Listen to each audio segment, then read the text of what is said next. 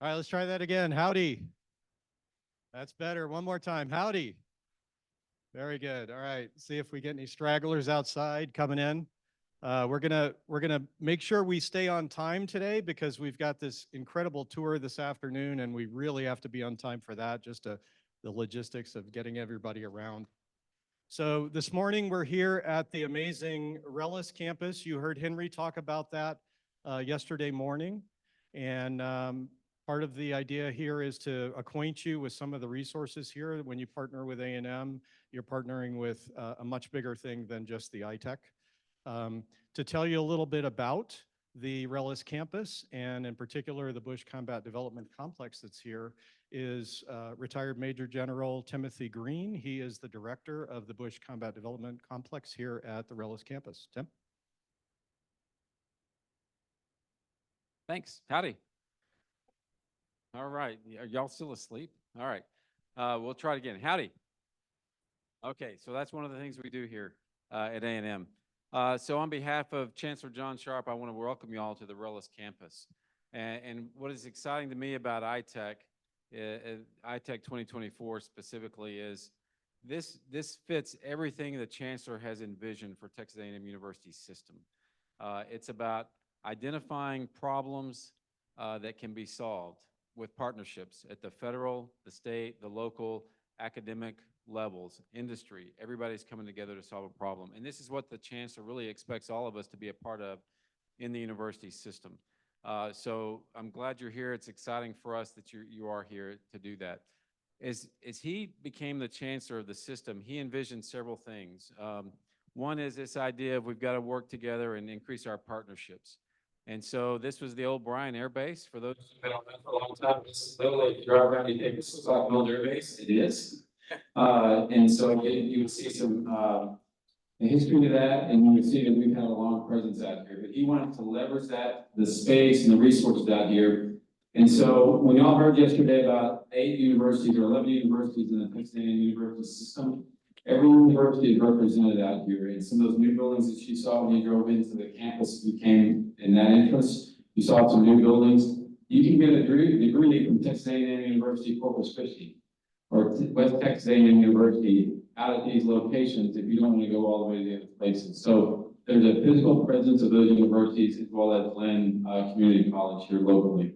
And then the 8 state agencies that he talked about yesterday, Dr. Candimo talked about, they're all represented out here as well. Everybody has a presence out here to do things, whether it's the emergency response, whether it's engineering experiment station, the extension service. We're all out here and present.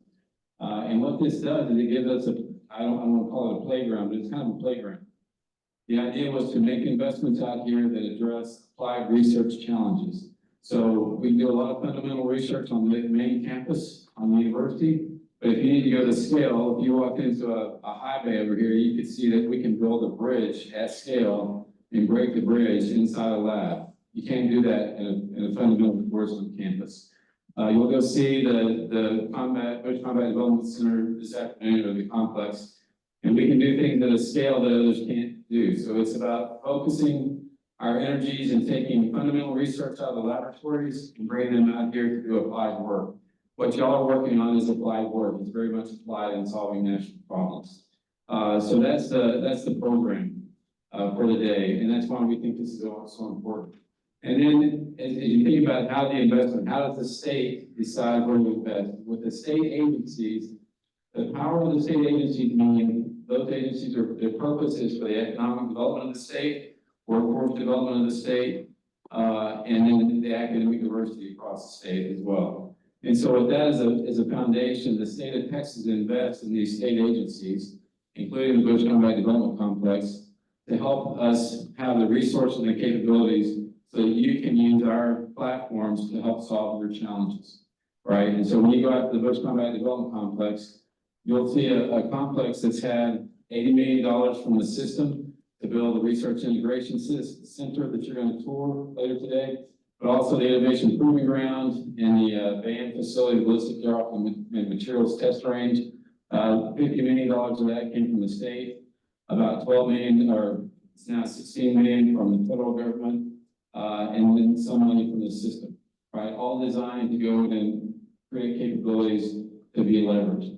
When you go out to disaster city, it's the same thing. TEACs have some capabilities that you all can leverage. So as you all hear about all these various different organizations, our job is to make the connections so that you all don't have to worry about it, right? So when I have a challenge with networking, I always call Michael Fox, right? And then bring him in to talk about the challenges. Let us help make the connections and draw the diagrams if you're not from the Texas A&M University System. You just need to know who's the door that I'm going to knock on, right? And it's probably going to be ITEC for most of the folks in this room. And then he will know how to reach out and get involved with TEACs, get involved with BCDC or anybody else to go through, because that's what we do. We're not trying to duplicate or compete with one another. We're trying to leverage the talents across the entire university system. That's our charter to help solve your problems. I think that's probably enough for this morning. As we go through, you're going to get to come out and take a tour of the facilities. And again, what I would tell you is this is how we do work, right? When the Army Futures Command said we want to partner with A&M, we said, what do you need? They toured our facilities at the university. They told us what areas they want us to do research in. Then we went out and reached out across the country with industry and the federal partners as well. So all the federal labs and said, what gaps do we have in this area? We went out to the industry on a separate day and did the same thing. And everything that we built is in response to the gaps that we had in our nation, right? And so we're trying to fill gaps to increase capabilities. So I look forward to seeing y'all out there this afternoon. Michael, I'll turn it back over to y'all. Welcome again, and we're excited to have you here.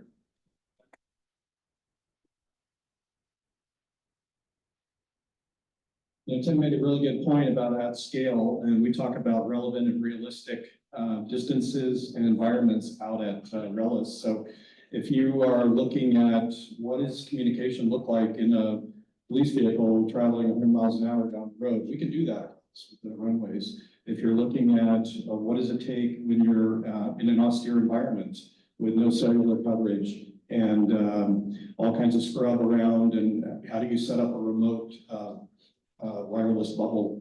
We've done that at RELIS too. We're doing a bunch of testing for distance out at RELIS. So because we have the open air environment and really paved locations, unpaved locations, you'll get to see some of the vehicle challenge courses. It's pretty amazing. If you're coming to the tour this afternoon, I'll give you a little hint of what you're going to see. So we're going to break into 3 groups, and then we're going to transition between the groups. Everybody will get to see the same thing. We just have to break into 3 groups because we've got 99 people signed up for the tour. One group is going to go behind what we call behind the wire. So in the secure area, you'll be able to see some of the vehicle challenge courses and some of the things we do to torture test devices out there. Another group is going to go into the maker area. Tim mentioned the high base. We've got a full machine shop. So you want to build something at scale, we can do it here. And another group is going to go to what we call the fusion cell, where all of your data, when you're testing out at RELIS, all your data can be brought into one room and displayed on a wall live as you're doing things out on the instrumented course. And so we're going to simulate a tactical operations center for the exercise. And so on Tuesday, we're going to see some of the work that's been going on between connecting TAC and a digital twin and some AI work done by MT. So it's going to be pretty exciting. After that, we're going to have the gala. You don't want to miss that. There's going to be some pretty amazing talent there.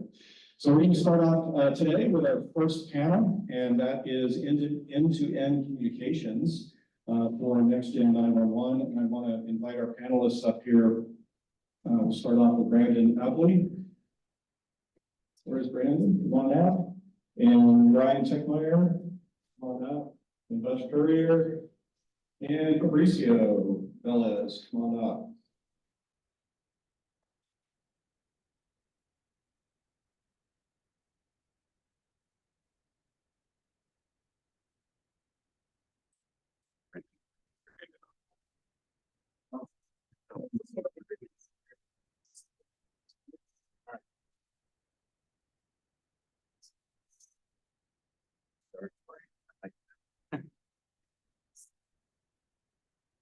Great. So slides are the challenge this exercise. So. Okay, so end-to-end communications with next-gen 911. I think a lot of people, when they think of 911 today, they think about picking up the phone, literally dialing 911, pressing that green button that looks like a phone on your cell phone, and connecting to an operator who answers, 911, what's your emergency? And that's pretty much all they are thinking of, most people, thinking of with 911. When we're talking about end-to-end, we're taking it much further. First of all, we're talking about multimedia end-to-end, so voice, text, video. So maybe on your phone in the future, instead of just that green button, you'll have another button that's a video. You can actually make a video call to 911. Another thing that we're talking about is priority services all the way. And another thing is, okay, the call comes into the 911 center. And now the person that's calling has video or direct information about the problem. Maybe they are witnessing the active shooter in a mall. Maybe they just saw the train wreck and they're going to show a video of the train wreck so that as the first responders are arriving on scene, they know what to expect. So we're going to talk a little bit about that. We're going to start off with Brian Techmeyer. And Brian has more than 28 years in experience in public safety communications. He currently serves as the National 911 Program Coordinator with NHTSA, National Highway Traffic Safety Administration, Office of Emergency Services, Emergency Medical Services. And he's responsible for improving 911's ability to impact highway safety and continually advancing 911 through collaboration and support nationwide. He also serves on the steering committee of the Next-Gen 911 Interoperability Task Force. And Brian's going to talk to us a little bit about history of Next-Gen 911 and the roadmap. Right? Thank you, Michael. So, we'll go next slide. One of the things I'd like to do when we talk about this is just a little bit of the numbers of what we're talking about when we talk about 911, because it makes interoperability and a lot of the other parts make a little sense. So we commonly say 240 million 911 calls a year. We actually think it's pretty less, down to maybe 207 million calls. We know that we're getting at least 83% from wireless device, probably ranging higher by 89%. We have over 600,000 text to 911 initiated sessions a year, and we're pretty confident we've got about 5,600 911 centers across the nation. And that becomes important because really when you think of that, 30% of those are still 1 to 2 seat 911 centers. So when we talk about interoperability and interconnection of centers, it's important to understand the size of centers we're dealing with. 70% are 5 position or less. So we're not talking about the big centers you see in the news and all that every day. 70% of our nation's 911 centers are 5 seat centers or less. And, I think that's, the important start. Next slide. So I think everyone in this room understands what next generation 911 is, but the real basic simplistic version is, it's a secure internet protocol, open standard system comprised of hardware, software, data, and policies and procedures that will allow 911 calls to be placed. And really the simplistic way to look at it is we're leaving the analog world and we're moving into the digital IP world and all that comes with that. And as Michael said, this includes the ability to receive voice, text, data, and multimedia information all the way through to the call center. And we are in the process of making that happen across the nation, and the other speakers are going to talk about what that is. Next slide. I think it's also to understand that it needs to be a secure IP open standard systems as well, and it has to be standard supported, and that's definitely what we're going towards. Next slide. So a lot of this, just from a background in history, and a lot of what the rest of the panelists are going to talk about, dates back to a 2016 report called TFOPA. And TFOPA is the foundational element of bringing together stakeholders from the 911 community, the industry, the government, and it addressed a lot of important issues along the way as far as how are we going to get to an interoperable next-gen 911 system.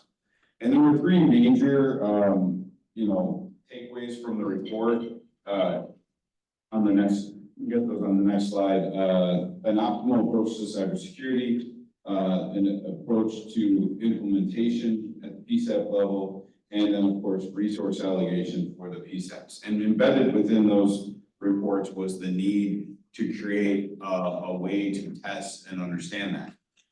When TFOA came out, the National 911 program, prior to my arrival, worked on what was called the Next Generation 911 Roadmap. And we tried to take TFOA and put it into a very specific tests and goals. Next slide. And you can still find this report on 911.gov. Well, basically, we created 48 goals that crossed a variety of platforms, from administrative, business, technical, and data goals, as well as cross-cutting, that could provide a path forward to achieve the goals identified and discussed throughout the TFOA process. And we're still working through these. But one of the highlights for all of this, when we talk about interoperability, it is specifically one of the roadmap goals. Next slide. And that goal is seen here as far as technical 14, the need to consider testing facilities and a safe evaluation of 911 products and emerging systems. With my experience prior to coming to the federal government, I worked in 3 different 911 centers in suburban Chicago. And I look at this need on a very simplistic level. Is that if I was buying systems, what are the systems I'm buying and how are they going to work together? How am I going to connect to my neighbors? And how are we going to be able to transfer calls around to deliver the services? And how do I get the information coming from the phone all the way end to end to the first responders that need it? So there's the history and background. Great, thank you, Brian. Okay, next up is Brandon Adley. Brandon's had a long career in public safety communications. He started with a telecommunications specialist for the U.S. National Park Service. He was a senior public safety communications official for the state of Minnesota, and he did public safety communications consulting. He's currently serving as the Chief Technology Officer for NENA, the 911 Association. He works with communities of experts to develop NENA technical standards and represents 911 with a variety of different standards development bodies such as ATIS, ETSI, IETF, and ENA. And he also serves on the steering committee of the NG9-1-1 Interoperability Task Force. So Brandon's going to talk to us a bit about standards, and both for Next Gen 911 and Next Gen PSAP. Hey, good morning, everyone. Some of you might have heard that Michael was a bit nervous whether I'd make it because I ordered a flight from Buenos Aires at 9 p.m. last night. And I got here about 5 minutes before 9. So I am here, sir. So I'm Brandon Adley. I'm the Chief Technology Officer for NENA, the 911 Association. And in the context of this conversation, primarily the role that NENA plays is as the standards development organization for 911 and next generation 911 technologies. The initiative to develop standards for NG9-1-1 precedes my professional career, frankly. Kind of looking around the room to see some of my more seasoned colleagues that might have been around there. I'm just whispering in my ear to be polite to everybody here. So yes, my entire career in public safety, the effort to do standards for next generation 911 has been ongoing. And I recall when I started working for the state of Minnesota years ago, there was this new thing called I3 that people were working on. And I think at that point, they had even published the statement of requirements for I3, and it was years from being standardized at that point.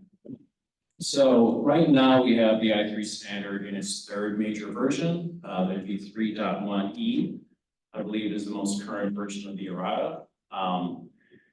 And really all of the NG9-1-1 systems that have been deployed in North America have been built to the I3 standard. Now, I think some of the experiences that you'll get primarily from Mr. Courier, you will see sort of in the field when you actually deploy these specs, you may see systems that are purported to be I3 compliant or were built with I3 compliance in good faith, but they aren't necessarily interoperable once you get into a real world environment. At NENA, we've been hosting the Industry Collaboration Event Series, ICE, same acronym as the law enforcement agency, but a very different mission. Both are very important.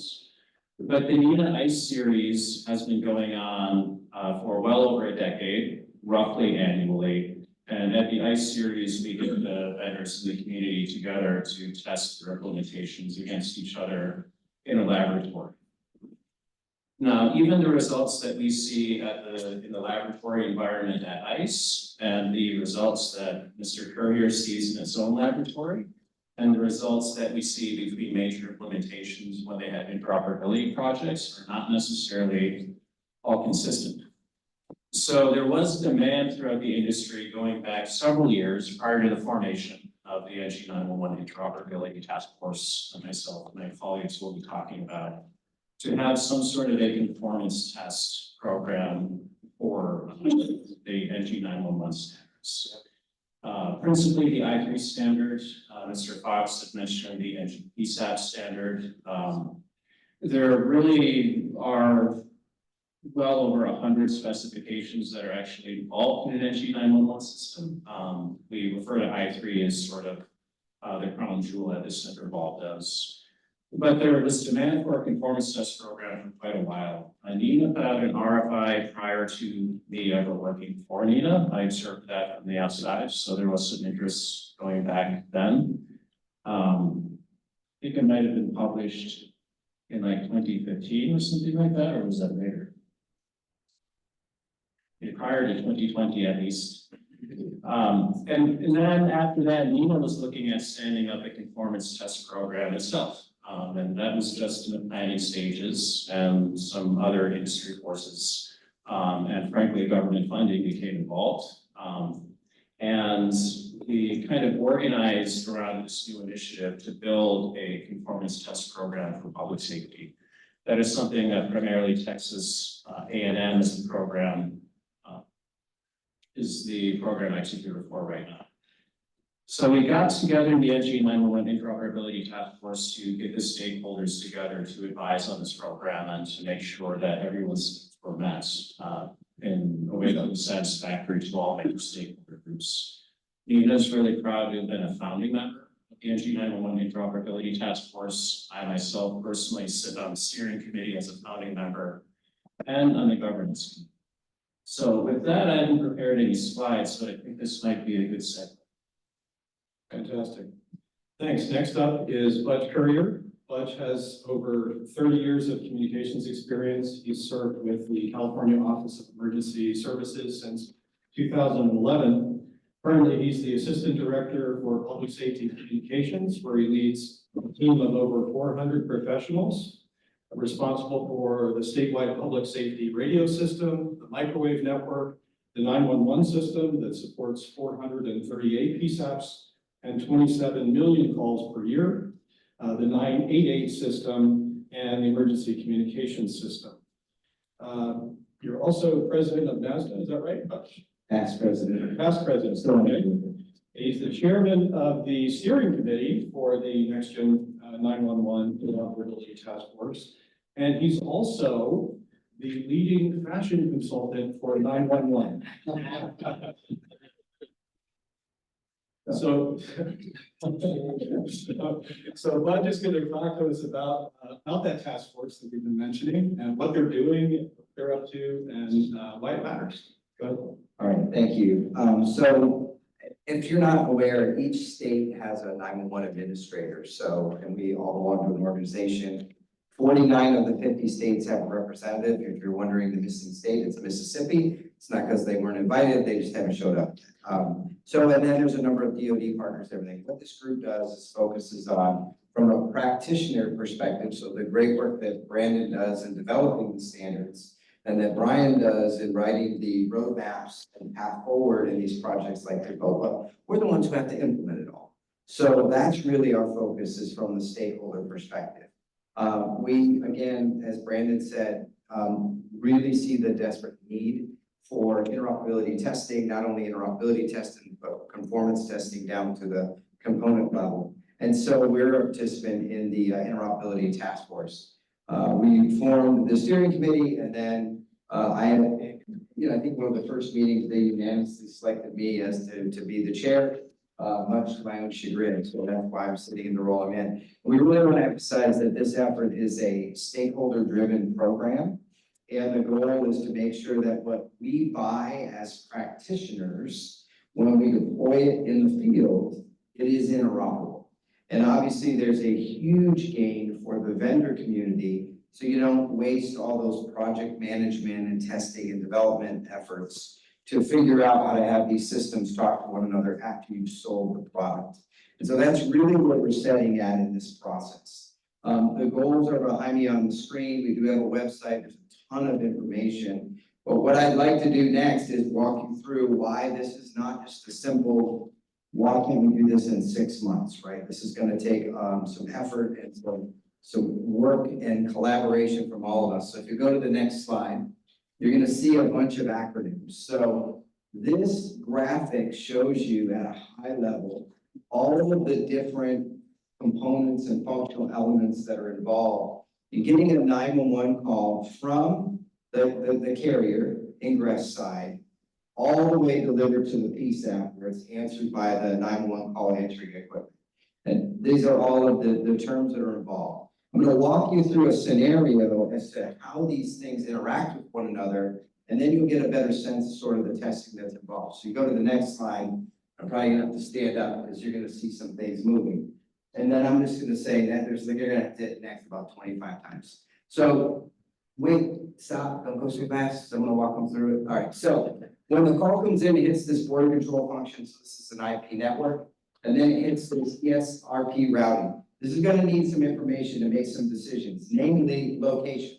So hit next, it goes down to the location information server. Next again, returns the location back. Now, today, there are 2 carriers that we have actively deployed location information servers in the field, Verizon and T-Mobile. So this is not, oh, wonderful. All right, so this looks like a baton. Do I get to hit somebody with it? Where's the forward? That's it. You were pointing at the ceiling. Oh, it's just a point. All right. All right, so once the ESRP has the routing information, the next thing it does, hit next, it goes up to the ECRF, which is basically PSAP boundary. So at this point, I've got lat long plotted inside a PSAP boundary. That tells me the URI or the name of the PSAP that the call should go to. Hit next. The next thing I want to do is, let's say that this call is not for my next-gen 911 system, but for my neighbor. I'm going to go out to this thing called the forest guide. The forest guide will tell me this BCF location for the neighboring 911 system that the call should go to. So hit next, the forest guide returns that back. Hit next, down to the ESRP, hit next. We now have the ability to say, hey, what's the condition of this other network? There could be, maybe they're not able to take any calls. Maybe there's some overflow. Maybe they've been evacuated. Who knows what's going on? The policy routing function takes care of that. Hit next, returns it back to the ESRP. Now the ESRP has all the information it needs to know where to send that call. If it was for our next-gen 911 network, it just sends it straight to the PSAP at this point. It wouldn't even need to hit the forest guide. But in this case, hit next. It sends it to the neighboring BCF, which goes into the ESRP. Hit next. We're going to take that lat long that came from the original list query that was done at the beginning of the call flow, push it up into our ECRF, hit next. It comes back down to the ESRP, hit next. We check our policy routing function. I'm checking the condition of this PSAP to know whether it's all kind of busy, whether they've had to do an alternate answer scenario or something like that. Hit next again, it comes back to the ESRP, and then finally next, it comes down to the PSAP.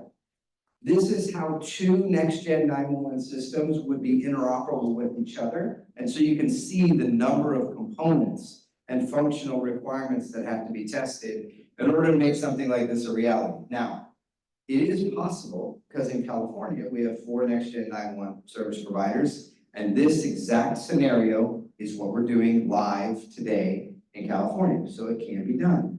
There's not many places where this entire call flow is active. There are several other states that have active systems, but we've got a lot of work to do.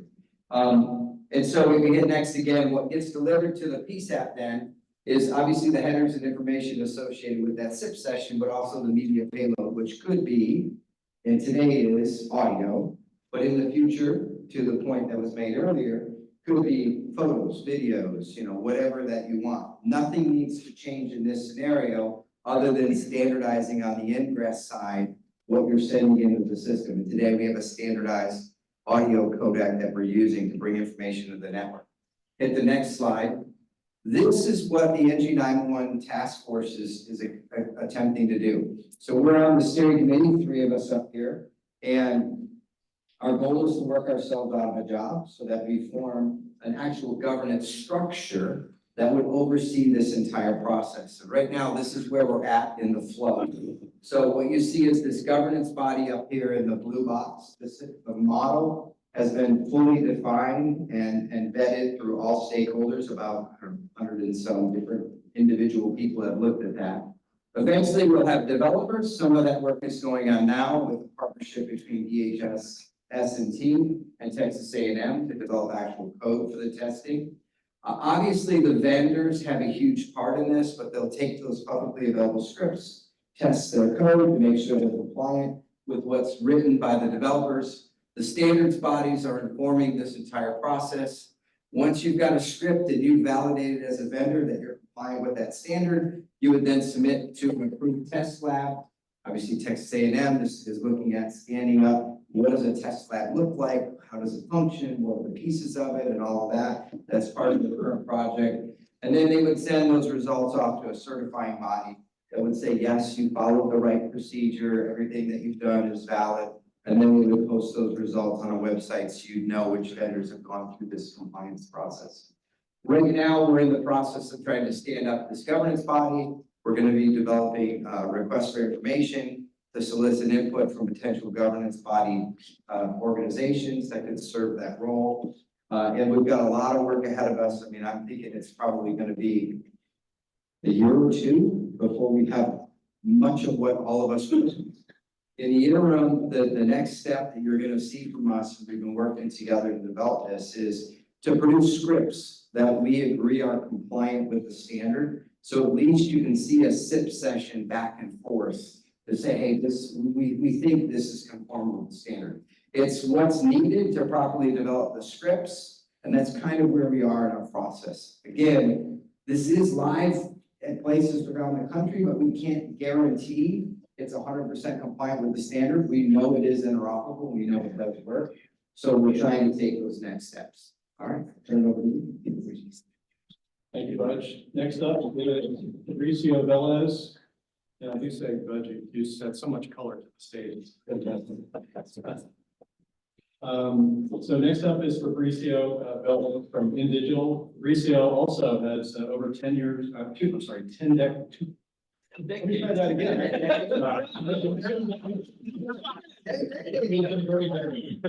2 decades. 2 decades of experience in telecommunications network design and solution development. For the last 10 years, see, that's where I ran them together. He's been dedicated to advancing the field of public safety communications networks, focusing on innovation and adoption of emergency technologies. He's currently serving as the Senior Director for Industry Standards and Technology Innovation at InDigital, where he ensures that their next generation 911 solutions align with industry standards and are interoperable. He also serves as the co-chair of the technical committee for the NG9-1-1 Interoperability Task Force. And we got a clicker here for you.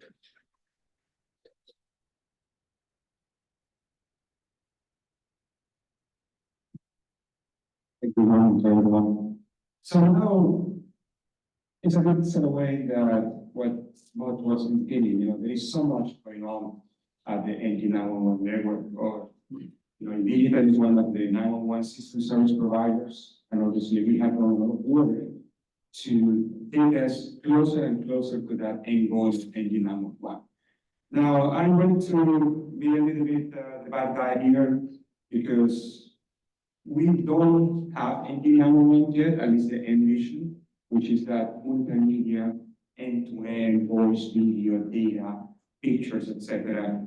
from that device that we carry every day with us. And sometimes we have those ones that have kids, and then them, please leave that and look at my eyes and talk to me, right? So anyway, so we have still a little bit, more iterations to go before we can achieve that. And I wanted to bring that into consideration here. So let me remind us about the NG9-1-1 definition that Brian put us together. It's an IP-based system, right? So, and that's happened. I mean, we have moved to an IP-based infrastructure. We have the ESINet, the Emergency Services IP network. So many states have deployed that. But on top of that, the intelligence is actually in the core services, next generation core services, right? So that's what we are making progress. That's what Bosch is also trying to achieve in California, obviously, and there are a couple of other states that we are there. ITEC, for instance, is part of a project in Canada where, and it's in Canada, the CRTC, I think is the right name, they mandated I3 on the deployment. So they basically have mandated that the service providers, the core services providers, and the PSAPs are ready to IP-based infrastructure. So they pretty much are having an end-to-end IP SIP session, I would say, from end to end. But now here the picture is this end-to-end, and I call it public safety communication services network. Because I want to be able that if that citizen, for instance, somebody, I think that we were mentioning about that, let's say that, I have a fire, right? And I call 911, and I have the capability to string a video to the 911 professional, right? I would like that video to be also relayed to the firefighter in route, because they can now do situational awareness analysis. Hey, look, this is what is happening. This is how we are going to get ready. Maybe I need to provide assistance to somebody that requires before you get the first responders on site. So today we have many solutions, by the way, over the top solutions that I will mention later. That what they do, they send a text message. So you are like, okay, maybe click on that message. And then I'm using WebRTC to establish a video call. Yes, perfect. I had a panel a few months ago at WCE when there was another CEO of one of these companies that had that kind of solution. And we were arguing, and I said, look, yes, you are providing us examples of the use cases that can be provided by NG9-1. But the whole goal is that this has to be done natively in end-to-end in a highly performance, secure, reliable, resilient network. Because if today, when you have a lot of traffic in that cell site, guess what? That video is going down. And the question is, who's going to be liable for that? Is it the 911 system service provider? Is the wireless carrier? Who would be sued if somebody loses their life, right? So now let me bring back to this. So now you have seen this many times, but I want to point out that the end-to-end happens when I have a session all the way from my device, the citizen device, to the 911 professional, ISA, the call handling, as an example, and all the way to that first responder device. So that would be the real end-to-end. So what we need for that? Well, one of the big problems that we have, in my career, I was in Nokia, and I was able to participate in that migration from 2G, 3G, 4G. And there were so many devices, vendors, and so many operating systems. Right now, we only have two, Android or iOS. Well, guess what? We have, most of us prefer the iOS device for many reasons, but they are not complying with the standard, with the 3GPP standard. What does it mean? That when you do a video call, FaceTime is actually over the cloud. It's a proprietary solution.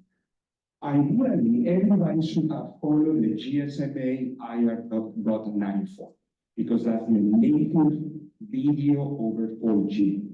Android devices are the only ones that support that today. And part of our demo that we are going to have tomorrow is actually using Android devices for that reason, because that is native set. In the future, now we have rich communication services. There is a new profile. There is also a lot of coming. In fact, Apple has indicated that they will be compliant to RCS. What that will mean for the consumers, that now you can do voice, video, messaging between different type of devices, Android or Apple or iOS. So hopefully that is going to happen. With, I don't know here, but okay, let's assume that will happen. Then we need the wireless carriers. This is very important because they use the IP multimedia subsystem, and the IMS has all the specifications for emergency services. They need to support multimedia emergency services. So that's the voice, video, pictures, all in that. And NG9-1-1 and Nina has done a good job to make sure that we provide the specifications to the wireless carriers on how that emergency call, the SIP, has to be delivered to that ingress point of the next generation call services networks. So now also who's providing the initial location? The device, right? The network. So that's we have for the initial location-based routing and any supplemental emergency data. So now I go to the next part, the core services network. That has to be totally end-state. That has to really be able to establish, route and pass that SIP session all the way to the vSAT, to that call handling system as an example. So also we need to be fully compliant with the NINA ITEC interface, process control and delivery of multimedia emergency sessions, location validation, service mapping, geospatial location-based routing.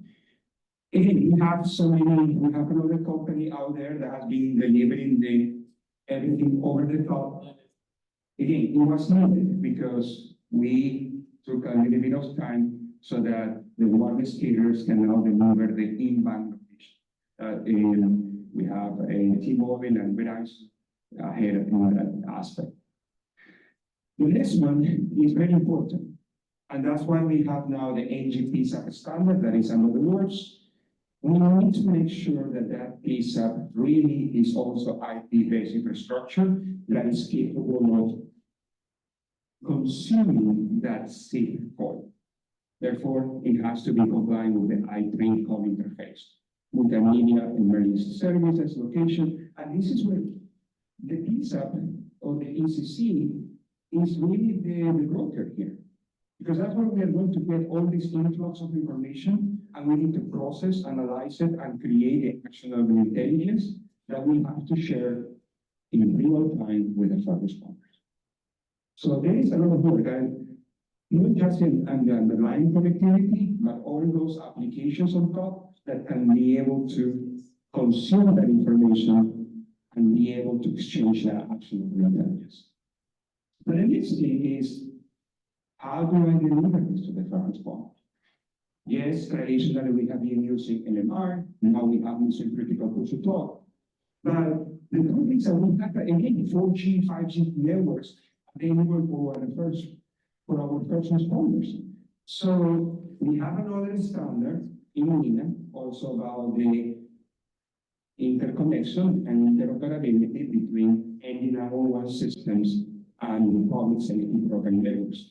So that's where, again, the next generation emergency service networks play a big role there, because they need to have that interface towards the public safety program network and deliver that multimedia emergency session that the ECC have to establish with the first responder device.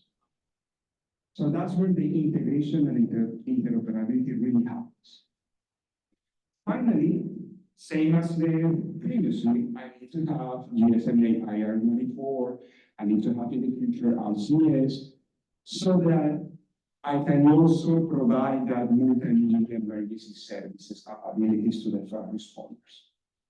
They also need to be able to receive a picture, a video, etc. No, I'm not saying that they need to carry a device. There would be a tablet, a command. Can we really replace sometimes that element? Maybe not, because they are so used to it. I mean, the routinized device that the firefighter takes to the fire in the building, we are a little bit away of having that with a 4G, 5G device. But we're going to get there eventually. So, once I have all of that, I have a true end-to-end, real-time, multimedia emergency sessions between emergency caller, 911 professional, and first responder. So I will take back to these over-the-top services because, like I said, I support all those application providers out there that are providing these use cases. Yes, they are giving us a sample of what NG9-1-1 or this end-to-end is really about. We still have to work with our customers to create a new upgraded workflows, right? Because it's not for everyone. It's not for every use case, but it's very important for some of them. So we have to compare what is over the top. So we are delivered over the internet, pretty much. It's best effort delivery. That means that there is no quality service or no service level agreements. And until now, they will continue treating the networks as dog parks. So we are bringing all this investment that wireless carriers are bringing, and also in digital and other 911 system service providers. And we are justified for everybody else. So we need to be able to use that intelligence. We need to be able to use the network services. And one example, like I said, is WebRTC. It works. But again, it's no quality service, it's best effort delivery. And I had the opportunity to attend the EENA conference about 2 weeks ago, and I like it because you were using the term native SIP-based services.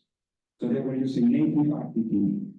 Well, I think that's what we need, because SIP is, for good or for bad, the base of everything that we are doing. So that signaling protocol that is used for initiating, maintaining, and terminating sessions, real-time sessions, between two or more points. So that means that you can have multi-party conferences. And it's utilized by both the 3GPP and the NG9-1-1 networks. So we need to make sure that we go back to make sure that we have that guaranteed service delivery, quality service level agreements, and it's the leader of this high performance, interoperable, reliable, secure, and resilient end-to-end network. That's the whole point of NTIA, right? And on the funding, everybody's talking about this $15, $14 billion. We had like the FAC attempt about 2 years ago. Then it will happen. But the minute it happens, we don't know what we are going to fund. So with that, the last slide is just giving you a picture, a high-level illustration of our proof of concept that we are trying to complete this week. So we are going to establish a video or the audio, a true native SIP session or SIP dialogue to really utilize the proper term between the citizen and the telecommunicator. And then the telecommunicator is going to start another section with a first responder device. And then I'm going to put in a three-way video conference call natively. This is no WebRTC, this is no text message, no. This is a device placing a video call to the CTE, and the CTE is starting a three-way video conference call and placing obviously a call for the first responder device. And this, by the way, T-Mobile, we are using the production network. So this is a real devices. And everything that you see in the middle is in the lab of TAMU here. So this is our demonstration. Hopefully tomorrow or later today we can run the audio. We're having a little bit of the video because that's the important thing. You know, everybody knows how to move to the 911 center, but nobody knew how to go out. So there are many considerations in the networks that this video session is traversing. Finally, I think that if we take it back, what are the requirements? If we really want this end-to-end public safety communication services framework to work, we need to recognize and acknowledge that we need support from devices, mobile provide networks, emergency services networks, PSAPs, or ACCs, and those public safety applications that need to start invoking the network services. They need to start using the intelligence of the networks that are being built up to deliver these services. So finally, is complying with the standards. I had this argument with the CEO of this company that he was telling us the standards are not important. Well, guess what? The standards are important, and that's why we have all this work groups, the NG9-1-1 Interoperability Task Force. And I put another final bullet point. We need to make sure that the applications start to evaluate how they can be fully supported or complying with the rich communication services clients. That's it. I don't have anything else. Thank you, Fabricio. Any questions for the panel?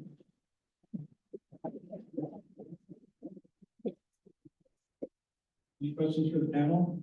Yes, sir. I had a question. So with multimedia content and everything being easier to fake, I'm wondering, is there integrity in terms of saying, like, if somebody's spoofing, like swatting for others, if someone can get access to this and put content in, is there any cryptographic signing integrity mechanism to make sure that someone's not able to exploit this at scale by, let's say, like spoofing video, audio, others, or able to use it to like an image generation model? So I'll take it at first. So this architecture, what we did not mention, there's the PSAP credentialing agency or authority? Agency. So we got PKI implemented and you're issuing certificates to every device in the network. And so nothing can pass through unless it has a proper certificate. So that protects the internal of the network. The ingress, which I think is really where your question is, remember the purpose of 911 is that anybody that makes a call gets to the destination. So the very purpose of 911 is inclusive, right? So you have to put on the front end the ability to detect that and the ability for a telecommunicator to indicate that this is happening because you may not be violating any of the rules of the system, yet you still have a spoof going on. All of that is built into the network. And then at the state level, what's really important is you need a decision maker to say, turn that thing on. Because the vendor is never going to do that, right? Because then they get charged by the FCC of shutting down 911. So we have to balance all of that. You do that through active system monitoring and then implementing everything that's in the cybersecurity ecosystem into your system. And then a key decision maker that's available 24/7, 365 to say, yes, block that number, or yes, terminate that ingress port, or whatever the decision is based on that. And we have done a tremendous amount of work as teams talking through these scenarios and the cyber resilient 911 PSAP that CISA through DHS is initiating is really talking a lot about this. I have to follow up. Do the concept of reputation, so for example, email or SMS for use, you see, for example, like high outbound, no inbound on a long code. So I'm wondering, is it that concept of behavior on network to your point of like when you shut something off? Okay. Yeah, and we also have both in legacy 911 and NG9-1-1. Here we sort of have the standards and technology and regulations sort of intersecting. We've been working to stir, shake, and framework into emergency calling also on the NG9-1-1 side, inbound and outbound. So you have an additional level of security and attestation for the calls. The same framework that's being applied to the broader North American telephone system in general. One final comment, as somebody that answered 911 calls, on. You're always going to have, the term swatting, we know what that means and all that, but I think we have to understand that as technology evolves, there'll be new solutions and way to tackle it, but I used to get people yelling from payphones, this building's on fire, and hang up and run away. So, you're always going to get somebody that's going to make a false call, and there's an operational training aspect as well as, it's more about preventing the denial of service, but as Butch said, it's an inclusive system. We have to be able to take the call from help. And, payphones have gone away, but there's always a new way to do this. Okay, thanks. We have time for one more question. We have to do some audio video stuff. So, yes, sir. Yes, what kind of vision do y'all have for the front end of this, where we're gonna have IoT kinds of devices out? Like in your case there, we might have IoTs around there that would measure thermal changes or whatever. So somebody got a call like that can say, oh, I can check that. There is no indication of heat change in that area. But you're gonna have this whole connectivity of IoT sensors into this system somewhere in that front end. What is your kind of vision for that? Well, I'll speak the non-technical answer and then let these guys follow up. I think that is part of the vision too, because data is an element of SIP. And so an IoT device, I use the example that my Nest thermostat could, at a temperature of 140 degrees, be like, hey, this is probably a fire, and should probably notify emergency services in the correct jurisdiction. And this is where our administrative rules and laws on the state and local level need to evolve. In my state, where I came from, it was operating, we used to have no automatic dialer provisions for 911. But with IoT devices, that may change. And so we've got to look at things differently. We have to look for, this also embraces and impacts the fee for service model that most states and local 911 centers are impacted by as well, which is, you pay for a wireless device, that device pays for a 911 surcharge. And that's thermostats calling. At some point, are we capturing that? So it's complicated, but this is where we need to be nimble and involved. Yeah. And we've had non-interactive call types and standards for a very long time. So it was an envisioned use case that we have a standardized way to originate that call from an IoT device, whether it's a fire alarm or sensor or something. You need to have some intelligence in the receiving network, because you can initiate an emergency call and it's handled like an emergency call. But if you have the buildings where the fire alarms that are in case of calls, you end up with a mess that you have to deal with, right? So operation, it's one of many operational issues with next generation 911 that I don't think we've faced yet, because we haven't really been dealing with it in the operation world yet, but it's something to be. And then I'll just end with there are PSAPs that have deployed over the top solutions, to Fabrizio's point, that are doing this today. So we have a good body of knowledge of what the standards need to say, and doing what the technology needs to support when it's integrated right into the workflow. And we start some of the operational considerations we're starting to explore as well. So it's not something that hasn't been considered yet, but is currently being developed. Great. Unfortunately, that's all the time we have for this session. We have a break until 10:05.